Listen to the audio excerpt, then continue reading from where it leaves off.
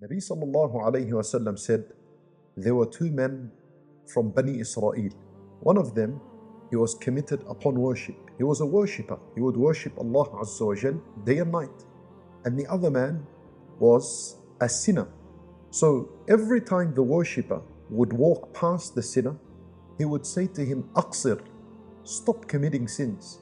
He would warn him, he would remind him of Allah, and he would condemn this person's sins.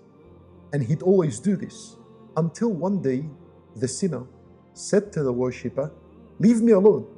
What I do is between me and my Lord. Have you been sent as a guardian and a watcher over me? This is what he said. So the worshipper, he got angry. He said to him, by Allah, that Allah would never ever forgive you and He would never admit you into the paradise.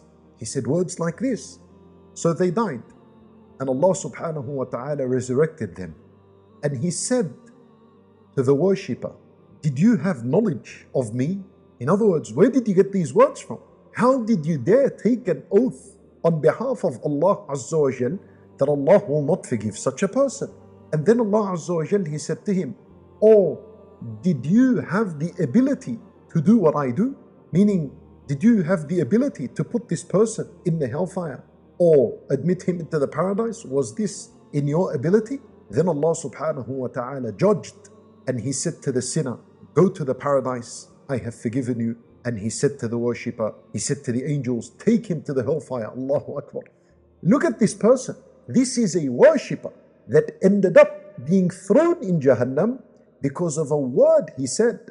And that is that he said to a sinner, Allah will never forgive you. And this is the word that a person is supposed to be careful of. Why?